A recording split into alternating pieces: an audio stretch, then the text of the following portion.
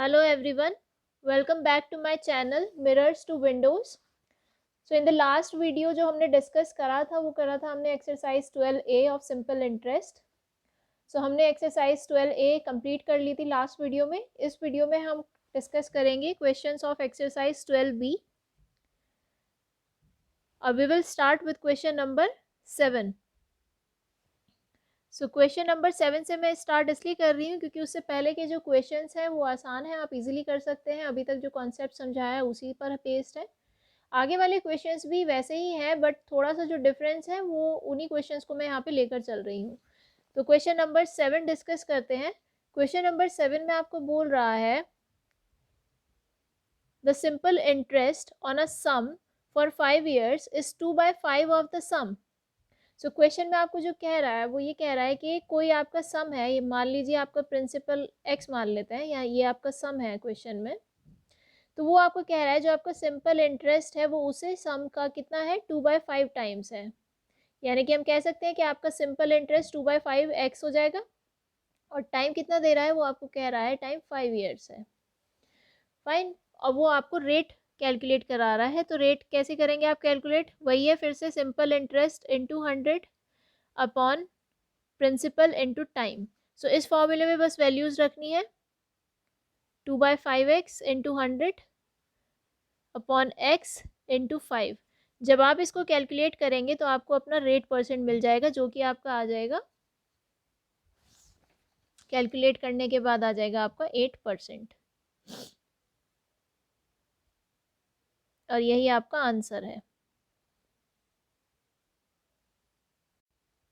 Question number 8 में देखिए बोल रहा है A borrows 8,000 rupees at 12% per annum simple interest and B borrows 9,100 rupees at 10% per annum simple interest. In how many years will their amount be equal?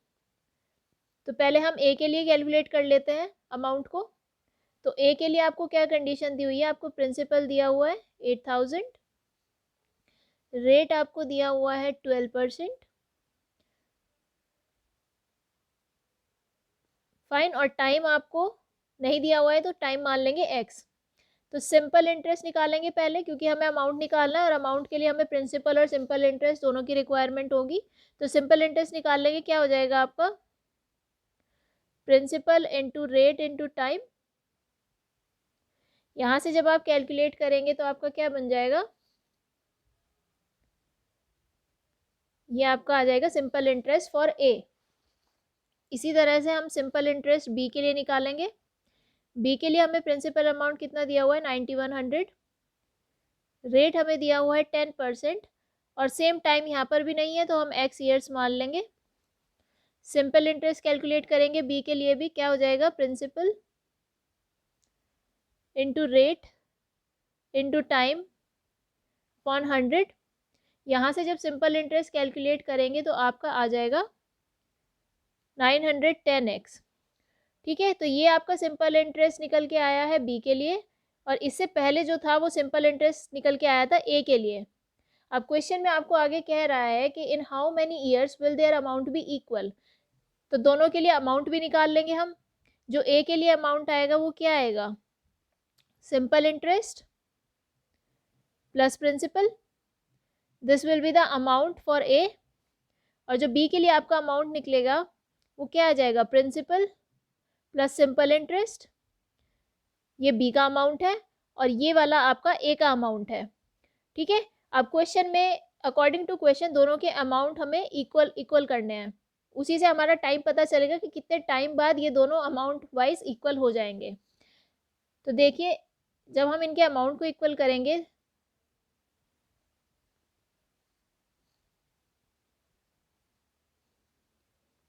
कुछ ये बनेगी equation. यहाँ से जब हम सॉल्व करेंगे तो हमें सॉल्व करने के बाद क्या मिलेगा, और यहाँ से जब हम वैल्यू निकालेंगे तो हमें मिल जाएंगे 22 ईयर्स. यानी कि ये 22 ईयर्स आपका आंसर है टाइम के लिए. यानी कि इतने टाइम के बाद आपके जो अमाउंट है फॉर ए और बी वो इक्वल हो जाएंगे. फाइन.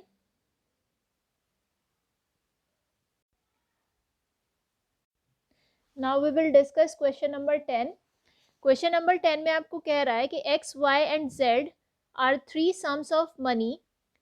एक्स वाई और जेड आपके 3 सम है अमाउंट में मनी के, जिसमें से वो कह रहा है कि y is the simple interest on x, यानी कि जो आपका y है वो सिंपल इंटरेस्ट ऑन x है, और जो आपका z है वो सिंपल इंटरेस्ट ऑन y है।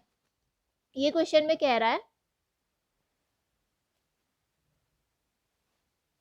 टाइम भी आपका सेम है और रेट भी सेम है। So these are the things which are given in the question.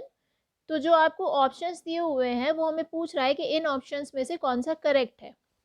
सो देखिए, हम इन कंडीशन से ही ऑप्शंस निकालेंगे। जैसे कि आपको कहा हुआ है y simple interest on x है, तो हम पहले सिंपल इंटरेस्ट ऑन एक्स का फॉर्मूला से निकाल लेते हैं। एक्स आपका प्रिंसिपल है, रेट टाइम अपॉन 100। फाइन। इसी तरह से हम जेड के लिए निकाल लेंगे। जेड के केस में हमारा प्रिंसिपल है वाई, रेट सेम है, टाइम सेम है। ठीक है। अब हमें क्या करना है कि ये हमारी इक्वेशन 1 बनी है, ये हमारी इक्वेशन 2 बनी है। हम इन दोनों इक्वेशन को डिवाइड कर देंगे, यानी कि इक्वेशन 1 को इक्वेशन 2 से हम डिवाइड कर देंगे। तो हमारा क्या बन जाएगा, y upon z x into r into time upon 100 upon y into r into time upon 100। तो जब हमने डिवाइड किया x को y से, तो हमें क्या मिल जाएगा, हमें मिलेगा x अपॉन वाई। तो यानी कि हमें सॉल्व करने के बाद क्या मिला, x अपॉन वाई। यहाँ से हम क्या निकालेंगे, देखिए क्रॉस मल्टीप्लाई करने के बाद y square equals to x z. तो ये आपका किस ऑप्शन में है, देखिए आपके डी ऑप्शन में आपको दिख रहा होगा ये। तो आपका डी ऑप्शन करेक्ट हो जाएगा, ये आपका रिलेशन निकलेगा, यही आपका आंसर है। हम इस एक्सरसाइज का लास्ट क्वेश्चन डिस्कस करेंगे, जो कि है क्वेश्चन नंबर 11।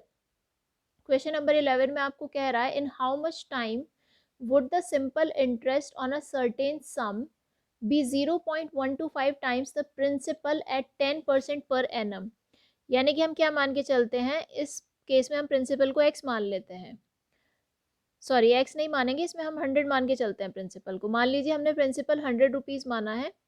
तो क्वेश्चन के अकॉर्डिंग क्या कह रहा है कि सिंपल इंटरेस्ट कितना हो जाएगा, 0.125 टाइम्स हो जाएगा प्रिंसिपल के, और प्रिंसिपल कितना है 100।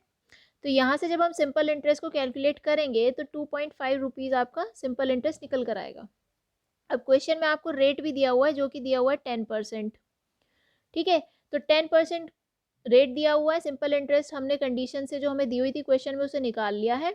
अब हमें जो कह रहा है वो इन हाउ मच टाइम, यानी कि टाइम हमसे कैलकुलेट करा रहा है। तो टाइम कैलकुलेट करने के लिए फिर से वही फॉर्मूला यूज़ करेंगे हम। बस इस फॉर्मूले में हमें वैल्यूज़ डालनी है, हमारा टाइम निकल के आ जाएगा।